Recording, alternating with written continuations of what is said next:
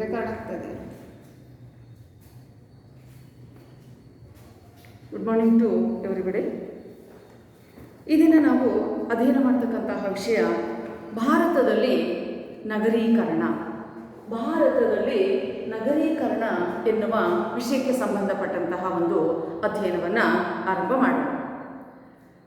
ಬಹುಶಃ ಇತ್ತೀಚಿನ ವರ್ಷಗಳಲ್ಲಿ ನಗರಗಳ ಸಂಖ್ಯೆ ವ್ಯಾಪಕವಾಗಿ ಹೆಚ್ಚಾಗ್ತಾ ಇದೆ.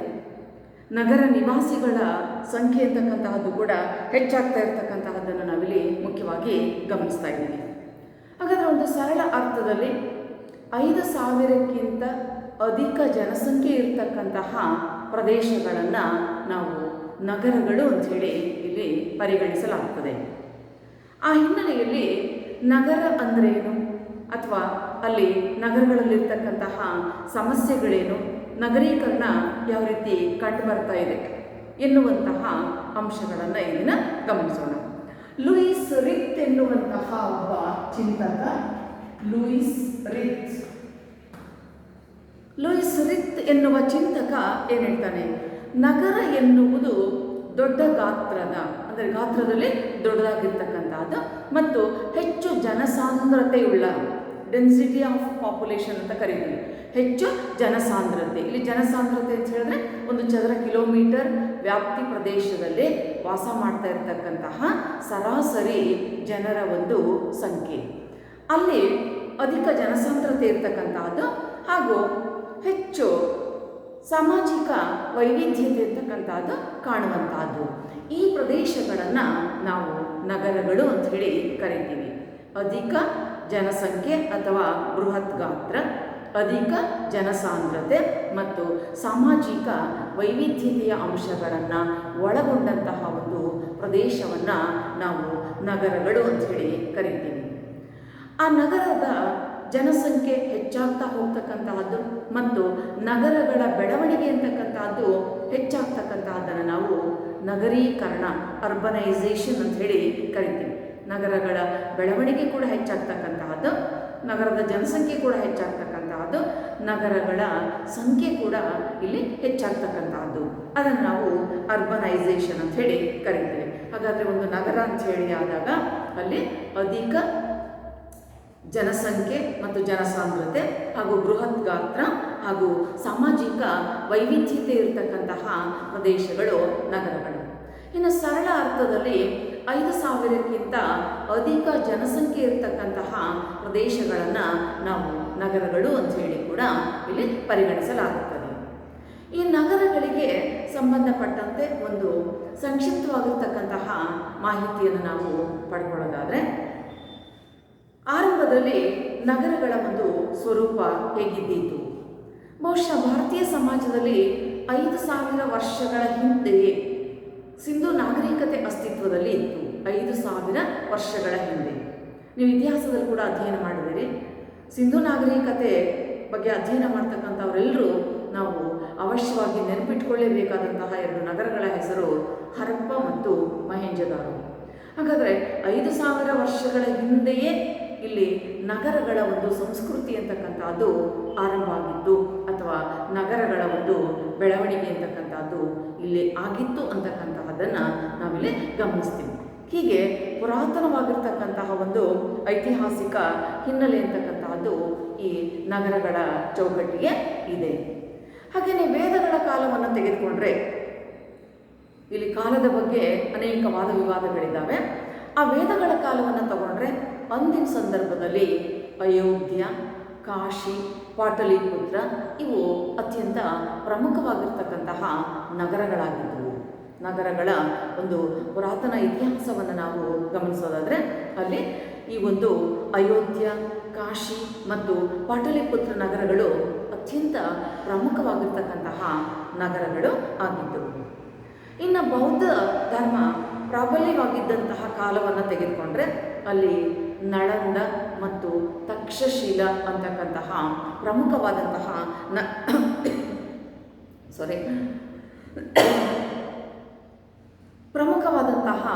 ನಗರಗಳನ್ನು ನಾವು ಆ ಚೌಕಟ್ಟಿನಲ್ಲಿ ನೋಡ್ತೀವಿ. ಇನ್ನು ಸಾಮಾನ್ಯವಾಗಿ ಸರ್ವೇ ಸಾಮಾನ್ಯವಾಗಿ ಹೆಚ್ಚು ಪ್ರಸಿದ್ಧಿಯನ್ನು ಪಡ್ಕೊಳ್ತಕ್ಕಂತಹದ್ದು ದೇವಾಲಯಗಳ ಕಾರಣದ ನಗರಗಳು. ದೇವಾಲಯಗಳು ಹೆಚ್ಚು ಪ್ರಸಿದ್ಧಿಯನ್ನು ಪಡ್ಕೊಂಡಿರ್ತಕ್ಕಂತಹ ದೇವಾಲಯಗಳಿರ್ತಕ್ಕಂತಹ ಪ್ರದೇಶಗಳು ನಗರಗಳಾಗಿ ಗೋಚರಿಸಿರ್ತಕ್ಕಂತಹದ್ದು.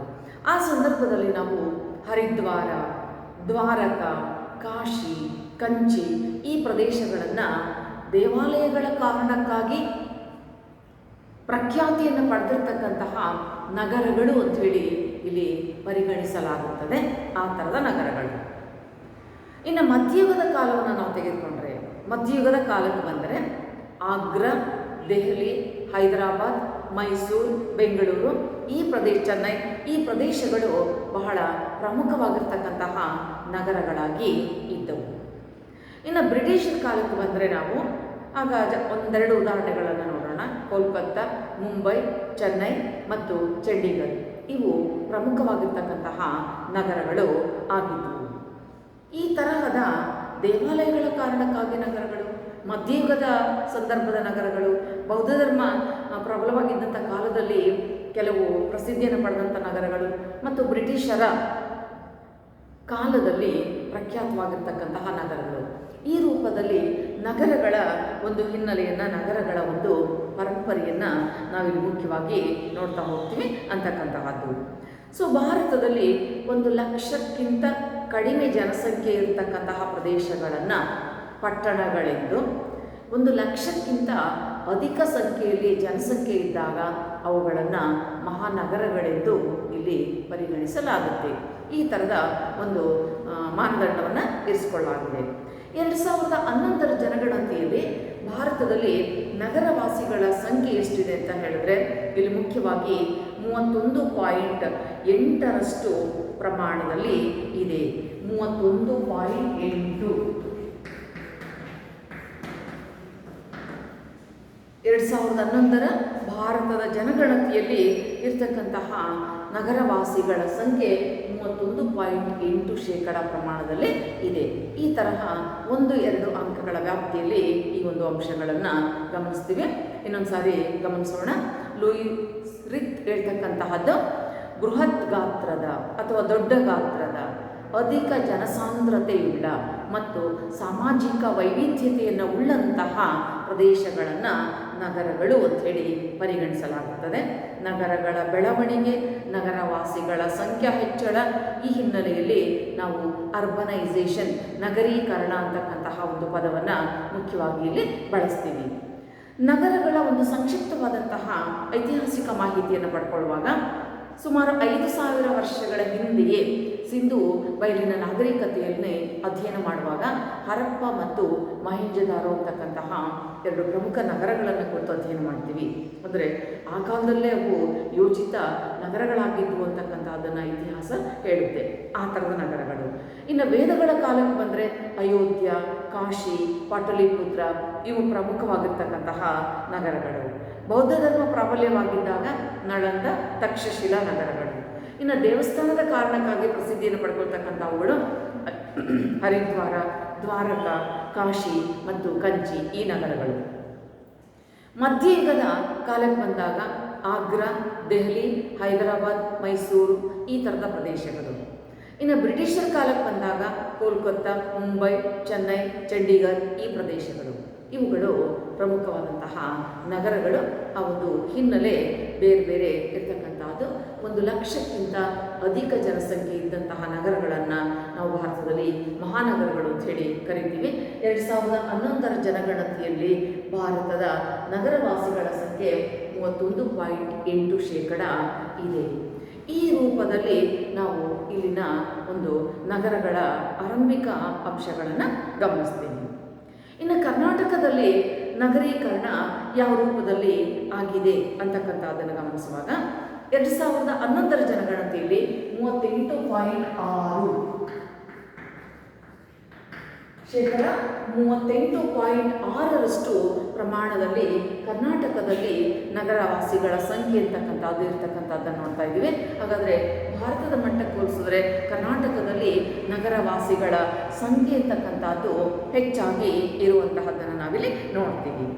ಹಾಗಾದರೆ ಅದರ ಜೊತೆಗೆ ಕರ್ನಾಟಕದಲ್ಲಿ ಅಧಿಕ ನಗರೀಕರಣದ ವ್ಯವಸ್ಥೆಗೆ ಒಳಪಟ್ಟಂತಹ ಪ್ರದೇಶಗಳನ್ನು ಉದಾಹರಣೆಗೆ ನಾವು ತೆಗೆದುಕೊಳ್ಳೋದಾದರೆ, ಅಂದರೆ ಅತ್ಯಧಿಕ ಸಂಖ್ಯೆಯಲ್ಲಿ ನಗರೀಕರಣಗೊಂಡಂತಹ ಕೆಲವು ಜಿಲ್ಲೆಗಳನ್ನು ನಾವು ಗಮನಿಸೋದಾದರೆ, ಉದಾಹರಣೆಗೆ ಬೆಂಗಳೂರು, ಧಾರವಾಡ, ದಕ್ಷಿಣ ಕನ್ನಡ, ಮೈಸೂರು ಮತ್ತು ಬಳ್ಳಾರಿ.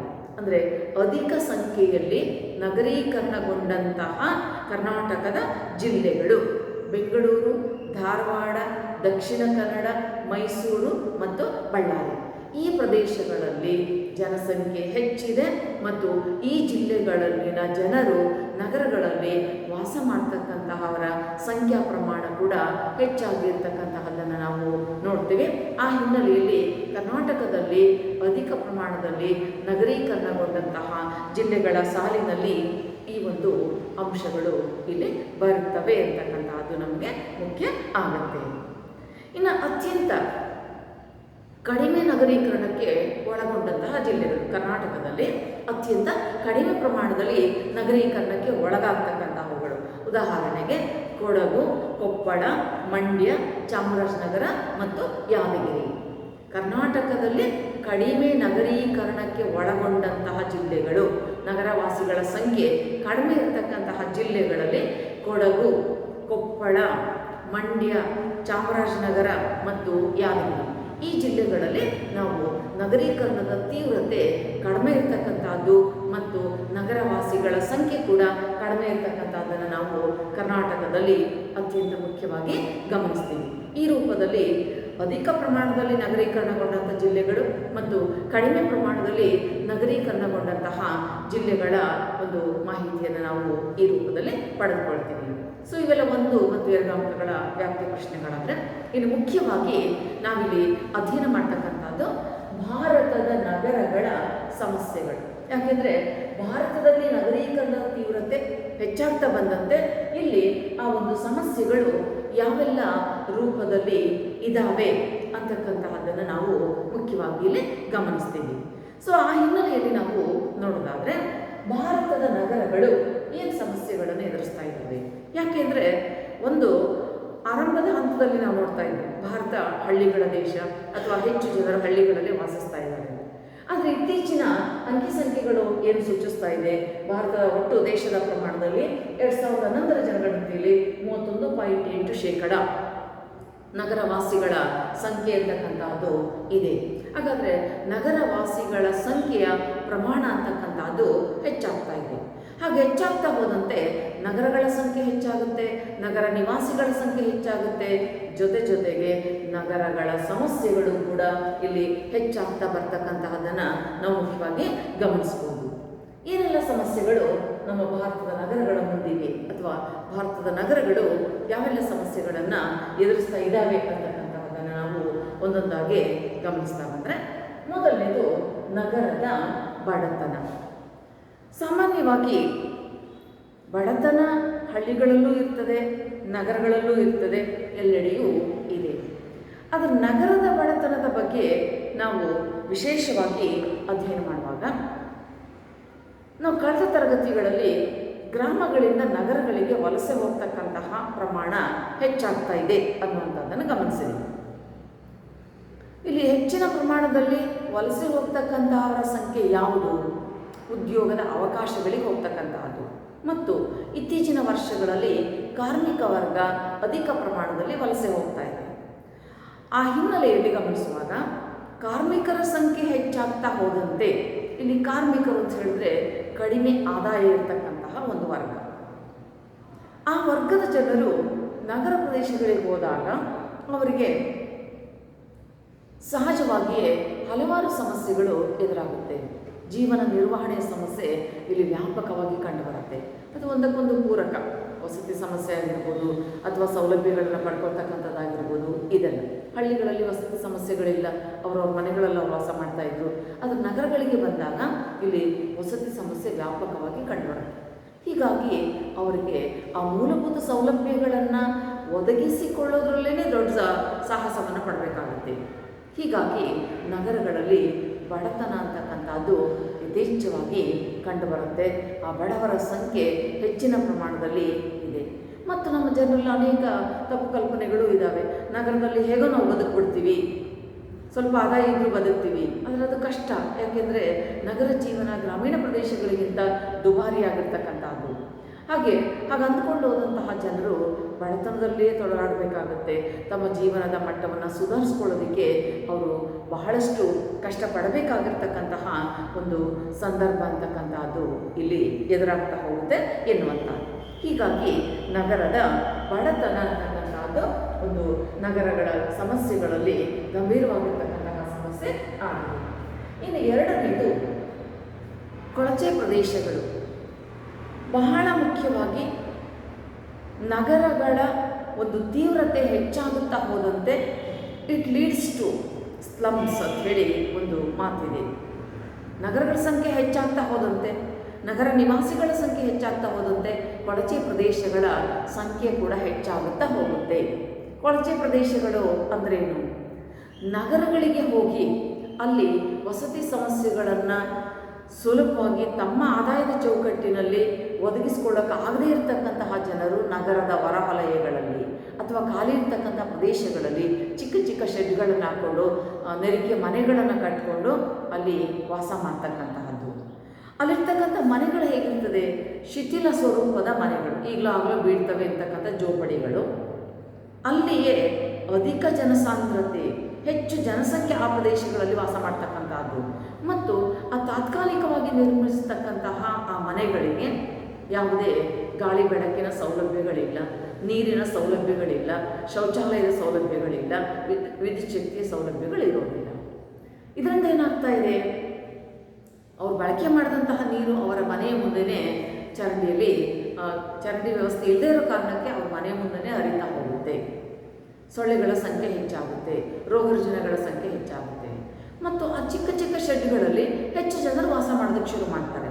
ಇದರಿಂದ ಏನಾಗುತ್ತೆ? ಯಾರಿಗಾದ್ರೂ ಒಬ್ಬರಿಗೆ ಏನಾದರೂ ಕಾಯಿಲೆಗಳು ಬಂದರೆ ಅಥವಾ ಕೆಲವು ಸಾರಿ ಸಾಂಕ್ರಾಮಿಕ ರೋಗಗಳು ಬಂದ್ರಂತೂ ಇಡೀ ಕೊಳಚೆ ಪ್ರದೇಶಗಳು ರೋಗಗಳ ಆವಾಸ ಸ್ಥಾನಗಳಾಗಿ ಪರಿವರ್ತನೆ ಆಗಿಬಿಡ್ತವೆ. ಹೀಗಾಗಿ ಆ ಒಂದು ಕೊಳಚೆ ಪ್ರದೇಶಗಳ ಸಂಖ್ಯೆ ಹೆಚ್ಚಳ ಆಗ್ತಕ್ಕಂಥದ್ದು ಬಹು ಪ್ರಮುಖವಾಗಿರ್ತಕ್ಕಂತಹ ಒಂದು ಸಮಸ್ಯೆ.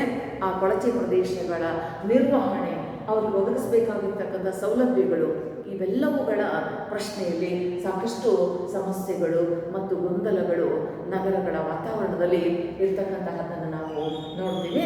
ಹಾಗಾಗಿ ಕೊಳಚೆ ಪ್ರದೇಶಗಳು ಇಲ್ಲಿ ಬಹುಮುಖ್ಯವಾಗಿರ್ತಕ್ಕಂಥ ಸಮಸ್ಯೆ. ಅದನ್ನು ಪ್ರತ್ಯೇಕವಾಗಿ ಅಲ್ಲಿ ಪರಿಶೀಲಿಸಬೇಕಾಗಿರ್ತಕ್ಕಂಥ ಅಗತ್ಯ ಇದೆ. ಆದರೆ ಅವುಗಳ ಸಂಖ್ಯೆ ದಿನದಿನಕ್ಕೆ ಹೆಚ್ಚಾಗ್ತಾ ಇರ್ತಕ್ಕಂಥದ್ದು. ಉದಾಹರಣೆಗೆ ಮುಂಬೈನಂತಹ ಪ್ರದೇಶಗಳಲ್ಲಿ, ಧಾರಾವಿ ಅಂತಕ್ಕಂತಹ ಕೊಳಚೆ ಪ್ರದೇಶಗಳಲ್ಲಿ ಎಷ್ಟೋ ಸಾರಿ ಕಳಸಾಗಾಣಿಕೆ, ದರೋಡೆಕೋರರು ಅವರು ಕೂಡ ಅಲ್ಲಿ ಆಶ್ರಯವನ್ನು ಪಡ್ಕೊಳ್ತಕ್ಕಂತಹದ್ದು ಇದೆ. ಅಂದರೆ ಎಲ್ಲೋ ಒಂದು ಕಡೆ ಅಪರಾಧಿ ಚಟುವಟಿಕೆಗಳಲ್ಲಿ ತೊಡಗಿಕೊಳ್ಳೋದಕ್ಕೆ ಇದೊಂದು ಅವಕಾಶವನ್ನು ಮಾಡಿಕೊಡ್ತಕ್ಕಂತಹ ತಾಣವೇನು ಎನ್ನುವಂತಹ ರೀತಿಯಲ್ಲಿ ಈ ಕೊಳಚೆ ಪ್ರದೇಶಗಳು ಇಲ್ಲಿ ಭಾಸವಾಗ್ತವೆ. ಹಾಗಾಗಿ ಅದೊಂದು ಬಹುಮುಖ್ಯವಾಗಿರ್ತಕ್ಕಂತಹ ಸಮಸ್ಯೆಯಾಗಿ ಕಾಣುತ್ತೆ.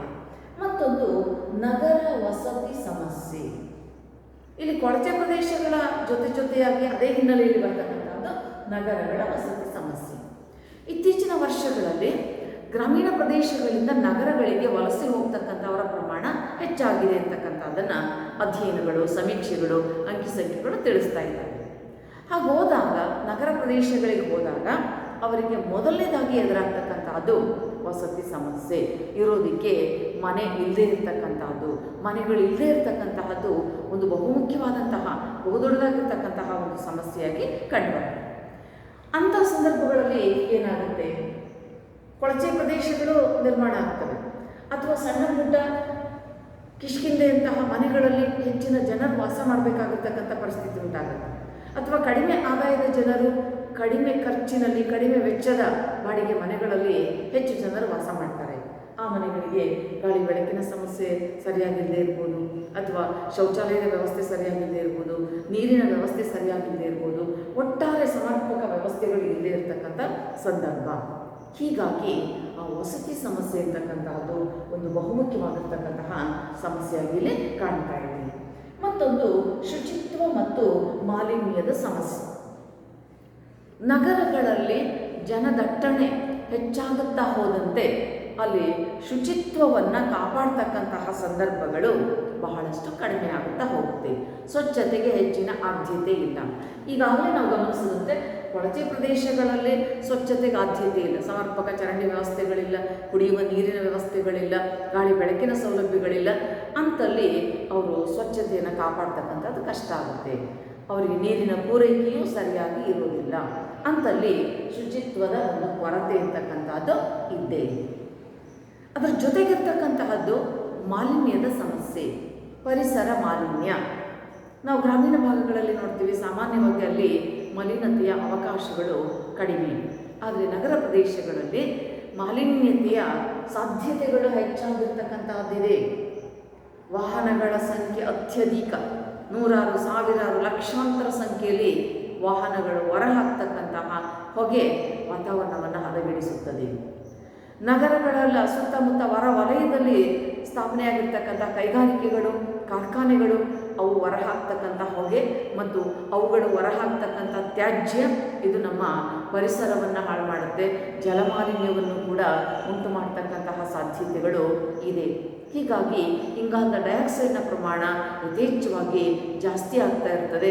ಇದರಿಂದಾಗಿ ಉಸಿರಾಟದ ಸಮಸ್ಯೆಗಳು, ಅಸ್ತಮಾದಂಥ ಕಾಯಿಲೆಗಳು ಹೆಚ್ಚಾಗುವಂಥ ಅವಕಾಶಗಳು ಮತ್ತು ನಗರ ಜನರ ಜೀವಿತದ ಅವಧಿ ಕಡಿಮೆ ಆಗುವಂತಹ ಸಂಭವಗಳು ಕೂಡ ಇಲ್ಲಿ ಸಾಮಾನ್ಯವಾಗಿ ಹೆಚ್ಚಾಗಿ ಕಾಣ್ತಕ್ಕಂಥದ್ದನ್ನು ನಾವು ನೋಡ್ತೀವಿ. ಶಬ್ದ ಮಾಲಿನ್ಯ ಇದೆ, ವಾಯು ಮಾಲಿನ್ಯ ಇದೆ, ಜಲಮಾಲಿನ್ಯ ಇದೆ, ಸಂಚಾರ ದಟ್ಟಣೆ ಇದೆ, ಅಪಘಾತಗಳ ಸಂಖ್ಯೆ ಅಂತಕ್ಕಂಥದ್ದು ಹೆಚ್ಚಾಗ್ತಾ ಇದೆ. ಈ ಎಲ್ಲವೂ ನಗರದ ಒಂದು ಶುಚಿತ್ವಕ್ಕೂ ತೊಂದರೆಯನ್ನು ಉಂಟು ಮಾಡ್ತಕ್ಕಂಥವುಗಳು ಮತ್ತು ಮಾಲಿನ್ಯತೆಯನ್ನು ಯಥೇಚ್ಛವಾಗಿ ಹೆಚ್ಚಿಸ್ತಾ ಹೋಗ್ತಕ್ಕಂತಹ ಸಮಸ್ಯೆಗಳಾಗಿ ಕೂಡ ಕಂಡುಬರ್ತದೆ. ಮತ್ತೊಂದು ಸಂಚಾರ ದಟ್ಟಣೆಯ ಸಮಸ್ಯೆ. ನಗರ ಪ್ರದೇಶಗಳ ನಿವಾಸಿಗಳ ಸಂಖ್ಯೆ ಹೆಚ್ಚಾಗ್ತಾ ಹೋದಂತೆ ಅಲ್ಲಿ ವಾಹನಗಳ ಸಂಖ್ಯೆ ಕೂಡ ಇಲ್ಲಿ ಹೆಚ್ಚಾಗ್ತದೆ. ಮೋಟಾರ್ ವಾಹನಗಳು, ಬಸ್ಗಳು, ಬೈಕ್ಗಳು, ಜನರು ಒಂದು ಕಡೆಯಿಂದ ಇನ್ನೊಂದು ಕಡೆಗೆ ಹೋಗೋದಕ್ಕೆ ಅವಶ್ಯಕವಾಗಿ ಬೇಕಾಗಿರ್ತಕ್ಕಂಥ ವಾಹನಗಳು, ಇವುಗಳ ಪ್ರಮಾಣದಲ್ಲಿ ಲಕ್ಷಾಂತರ ಸಂಖ್ಯೆಯಲ್ಲಿ ವಾಹನಗಳಿದ್ದಾವೆ. ಈ ವಾಹನಗಳ ಸಂಖ್ಯೆ ಹೆಚ್ಚಾದಂತೆ ನಮ್ಮ ವಾತಾವರಣ ಕೂಡ ಮಲಿನವಾಗುತ್ತೆ. ಶಬ್ದ ಮಾಲಿನ್ಯ ಆಗುತ್ತೆ, ವಾಯು ಮಾಲಿನ್ಯ ಆಗುತ್ತೆ ಮತ್ತು ಸಂಚಾರ ದಟ್ಟಣೆಯಿಂದ ಅಪಘಾತಗಳ ಸಂಖ್ಯೆ ಕೂಡ ಇಲ್ಲಿ ಹೆಚ್ಚಾಗುವಂಥದ್ದನ್ನು ನಾವು ನೋಡ್ತೀವಿ. ನೋಡಿ, ಇದು ಅನೇಕ ತರಹದ ಒಂದಕ್ಕೊಂದು ಪೂರಕವಾದಂತಹ ಸಮಸ್ಯೆಗಳು ಈ ಒಂದು ಸಂಚಾರ ದಟ್ಟಣೆಯಿಂದ ಉಂಟಾಗೋದಕ್ಕೆ ಅವಕಾಶ ಅಂತಕ್ಕಂಥದ್ದು ಇಲ್ಲಿ ಸಿಗ್ತಾ ಇದೆ. ಈ ತರಹದ ಒಂದು ಅವಸರದ ಕಾರಣದ ಅವಸರದ ಪ್ರವೃತ್ತಿ, ಹೀಗಾಗಿ ನಗರಗಳಲ್ಲಿ ಪ್ರತಿನಿತ್ಯ ಅಪಘಾತಗಳು ಹೆಚ್ಚಿನ ಸಂಖ್ಯೆಯಲ್ಲಿ ಸಂಭವಿಸ್ತಾ ಇರ್ತವೆ. ಹೀಗಾಗಿ ಜೀವಹಾನಿ ಆಗ್ತಕ್ಕಂತಹದ್ದು ಇದೆ. ಮತ್ತು ಒಂದು ಕಡೆಯಿಂದ ಇನ್ನೊಂದು ಕಡೆಗೆ ಹೋಗುವಂಥ ಸಂದರ್ಭದಲ್ಲಿ ಟ್ರಾಫಿಕ್ ಜಾಮ್ ಆದಾಗ ಅನೇಕ ಜನರು ಅಲ್ಲಿ ಗಂಟೆಗಟ್ಟಲೆ ನಿಲ್ಲಬೇಕಾದಂತಹ, ತಮ್ಮ ಕೆಲಸಗಳಿಗೆ ಹೋಗೋಕ್ಕಾಗದೇ ಇರ್ತಕ್ಕಂತಹ ಒಂದು ಪರಿಸ್ಥಿತಿ ಕೂಡ ಇಲ್ಲಿ ನಿರ್ಮಾಣ ಆಗ್ತಕ್ಕಂಥದ್ದನ್ನು ನಾವು ನೋಡ್ತೀವಿ. ಹಾಗೇನೆ ಇವತ್ತು ಸಾವಿರಾರು ಲಕ್ಷಾಂತರ ಸಂಖ್ಯೆಯಲ್ಲಿ ವಾಹನಗಳಿದ್ದಾವೆ. ಇವತ್ತು ನಾವು ಗಮನಿಸ್ತೀವಿ, ಕಾರುಗಳ ಸಂಖ್ಯೆ, ಬಸ್ಗಳ ಸಂಖ್ಯೆ, ಆಟೋ ರಿಕ್ಷಾಗಳ ಸಂಖ್ಯೆ ಯಥೇಚ್ಛವಾಗಿ ದಿನಕ್ಕೂ ಹೆಚ್ಚುತ್ತಾ ಹೋಗ್ತಕ್ಕಂಥದ್ದು. ಅವೆಲ್ಲವುಗಳು ಹೊರಹಾಕ್ತಕ್ಕಂಥ ಹೊಗೆಯು ಅಲ್ಲಿನ ವಾತಾವರಣವನ್ನು ಮಲಿನಗೊಳಿಸುತ್ತದೆ ಮತ್ತು ಅವುಗಳು ಉಂಟು ಮಾಡ್ತಕ್ಕಂತಹ ಶಬ್ದ ಮಾಲಿನ್ಯವನ್ನು ಉಂಟು ಮಾಡುತ್ತದೆ ಮತ್ತು ಸಂಚಾರ ದಟ್ಟಣೆಯಿಂದ ಸಂಭವಿಸ್ತಕ್ಕಂಥ ಅಪಘಾತಗಳು ಜೀವಹಾನಿಯನ್ನು ಉಂಟು ಮಾಡ್ತವೆ.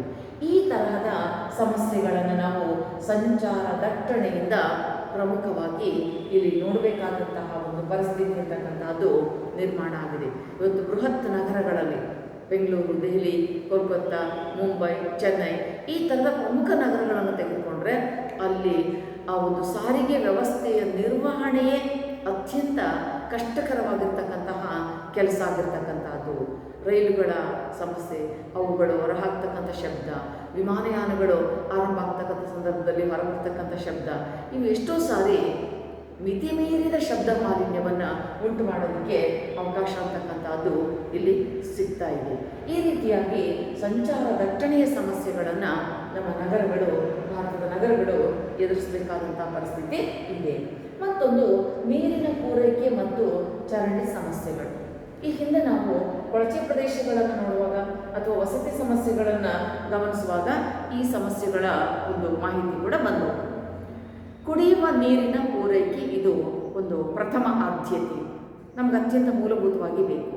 ಆದರೆ ಇವತ್ತು ನಗರಗಳಲ್ಲಿ ಏನಾಗ್ತಾ ಇದೆ, ಜನಸಂಖ್ಯೆ ಜಾಸ್ತಿ ಆಗ್ತಾ ಹೋದಂತೆ, ಆ ಪ್ರದೇಶ ವಿಸ್ತಾರವಾಗುತ್ತಾ ಹೋದಂತೆ ಅಲ್ಲಿ ಕುಡಿಯುವ ಶುದ್ಧ ನೀರಿನ ಪೂರೈಕೆಯಲ್ಲಿ ವ್ಯತ್ಯಯ ಆಗ್ತಕ್ಕಂತಹದನ್ನು ನಾವು ನೋಡುವಂತಹ ಪರಿಸ್ಥಿತಿ ಇಲ್ಲಿ ನಿರ್ಮಾಣ ಆಗಿದೆ. ಹಾಗಾದರೆ ಆ ಎಲ್ಲ ಜನರಿಗೆ ಶುದ್ಧ ಕುಡಿಯುವ ನೀರಿನ ಪೂರೈಕೆ ಉಂಟು ಮಾಡ್ತಕ್ಕಂಥದ್ದು ಬಹುದೊಡ್ಡ ಸವಾಲಿನ ರೂಪದಲ್ಲಿದೆ. ಇವತ್ತು ಮಹಾನಗರ ಪಾಲಿಕೆಗಳು ಈ ಕಾರಣಕ್ಕಾಗಿ ಸಾಕಷ್ಟು ಸವಾಲುಗಳನ್ನು, ಸಮಸ್ಯೆಗಳನ್ನು ಎದುರಿಸಬೇಕಾಗಿರ್ತಕ್ಕಂತಹ ಒಂದು ಅನಿವಾರ್ಯತೆ ಅಂತಕ್ಕಂಥದ್ದು ಇಲ್ಲಿ ರೂಪಿತವಾಗಿದೆ. ಹೀಗಾಗಿ ಅವರು ಶುದ್ಧ ಕುಡಿಯುವ ನೀರನ್ನ ಒದಗಿಸುವಂತಹ ಸಂದರ್ಭದಲ್ಲಿ ವಿಫಲರಾಗ್ತಕ್ಕಂಥದ್ದು. ಅದು ಕೇವಲ ವಿಫಲತೆಯ ಪ್ರಶ್ನೆ ಅಷ್ಟೇ ಅಲ್ಲ. ಶುದ್ಧ ನೀರು ಕುಡಿಯೋದಕ್ಕೆ ಸಿಗದೆ ಹೋದಾಗ ಅಥವಾ ಅಶುದ್ಧ ನೀರನ್ನ ಕುಡಿಯೋದ್ರಿಂದ ಜನರ ಆರೋಗ್ಯದ ಮೇಲೆ ಎಷ್ಟೆಲ್ಲ ದುಷ್ಪರಿಣಾಮಗಳು ಉಂಟಾಗುತ್ತವೆ. ನೀರಿನ ಒಂದು ಪರಿಶುದ್ಧತೆ ಇಲ್ಲದೆ ಇದ್ದಾಗ, ಪರಿಶುದ್ಧತೆಯನ್ನು ಕಾಪಾಡೋಕ್ಕಾಗದೇ ಇದ್ದಂಥ ಸಂದರ್ಭದಲ್ಲಿ ಅದು ನೇರವಾಗಿ ಪ್ರಭಾವ ಬೀರ್ತಕ್ಕಂಥದ್ದು ನಮ್ಮ ಆರೋಗ್ಯದ ಮೇಲೆ. ಇವತ್ತು ಜಾಡಿಸ್ ಅಂತ ಕಾಯಿಲೆಗಳು ಇವೆಲ್ಲವುಗಳು ಯಾಕೆ ಹೆಚ್ಚಾಗ್ತಾ ಇದ್ದಾವೆ ಅಂತ ಹೇಳಿದ್ರೆ, ಕುಡಿಯುವ ನೀರಿನ ಪೂರೈಕೆಯಲ್ಲಿ ಆ ಒಂದು ಪರಿಶುದ್ಧತೆ ಇಲ್ಲದೆ ಇರ್ತಕ್ಕಂಥದ್ದು, ಪರಿಶುದ್ಧತೆ ಸಾಧ್ಯವಾಗದೇ ಇರ್ತಕ್ಕಂಥದ್ದು. ಹೀಗಾಗಿ ಅದು ಬಹುದೊಡ್ಡ ಸಮಸ್ಯೆ. ಚಿಕ್ಕ ಮಕ್ಕಳು, ವಯಸ್ಸಾಗಿರ್ತಕ್ಕಂಥವರು, ಇಮ್ಯುನಿಟಿ ಪವರ್ ಕಡಿಮೆ ಇರ್ತಕ್ಕಂಥವರಲ್ಲಿ ಇದರ ತೀವ್ರತೆ ಹೆಚ್ಚಿನ ಪ್ರಮಾಣದಲ್ಲಿ ಕಾಣಿಸ್ಕೊಳ್ತಾ ಹೋಗ್ತದೆ. ಅಂದರೆ ಅಲ್ಲಿ ಒಳ್ಳೆಯ ಕುಡಿಯುವ ನೀರಿನ ಪೂರೈಕೆ ಕಷ್ಟ ಆಗ್ತಾ ಇದೆ. ಅದಕ್ಕೆ ಹೊಂದಿಕೊಂಡಂತೆ ಇರ್ತಕ್ಕಂಥದ್ದು ಚರಂಡಿ ಸಮಸ್ಯೆಗಳು. ನೋಡಿ, ಇಲ್ಲಿ ಸಾಮಾನ್ಯವಾಗಿ ಯಾವಾಗ ನಗರಗಳು ಯೋಜಿತ ರೀತಿಯಲ್ಲಿ ರೂಪುಗೊಳ್ಳೋದಿಲ್ಲ, ಯೋಜಿತ ರೂಪದಲ್ಲಿ ಬೆಳೆಯೋದಿಲ್ಲ, ಆರಂಭ ಆಗೋದಿಲ್ಲ, ಅಂಥ ಸಂದರ್ಭದಲ್ಲಿ ಸಮರ್ಪಕವಾದಂತಹ ಒಂದು ಚರಂಡಿ ವ್ಯವಸ್ಥೆ ಕೂಡ ಇಲ್ಲಿ ಲಭ್ಯವಾಗುವುದಿಲ್ಲ. ಅಥವಾ ಕೆಲವು ಕಡೆ ಓಪನ್ ಡ್ರೈನೇಜ್ ಸಿಸ್ಟಮ್ ಇರ್ತಕ್ಕಂಥದ್ದು, ಅಂತಹ ಕಡೆಗಳಲ್ಲಿ ಹೊರಬರ್ತಕ್ಕಂಥ ವಾಸನೆ ಅಥವಾ ಕ್ರಿಮಿಕೀಟಗಳು, ಈ ಥರದ ಒಂದು ದುಸ್ಥಿತಿ ಅಂತಕ್ಕಂಥದ್ದು ಅಲ್ಲಿ ಹೆಚ್ಚು ಹೆಚ್ಚು ನಿರ್ಮಾಣವಾಗ್ತಾ ಹೋಗುತ್ತೆ. ಅಂತಹ ಸಂದರ್ಭಗಳಲ್ಲಿ ನಾವು ತೀವ್ರತರವಾಗಿ ಈ ಚರಂಡಿ ಸಮಸ್ಯೆಗಳನ್ನು ಎದುರಿಸಬೇಕಾದಂತಹ ಒಂದು ಪರಿಸ್ಥಿತಿ ಅಂತಕ್ಕಂಥದ್ದು ಇಲ್ಲಿ ನಿರ್ಮಾಣ ಆಗುತ್ತೆ. ಯಾವಾಗ ನೀರು ಮನೆಯ ಮುಂದೆ ನೀರು ನಿಲ್ಲುತ್ತೆ ಅಥವಾ ನೀರು ಸರಾಗವಾಗಿ ಹರಿಯೋದಿಲ್ಲ, ಅಂಥ ಕಡೆಗಳಲ್ಲಿ ಹೆಚ್ಚಿನ ಆರೋಗ್ಯದ ದುಷ್ಪರಿಣಾಮಗಳು ಸಂಭವಿಸುತ್ತಾ ಹೋಗುತ್ತೆ.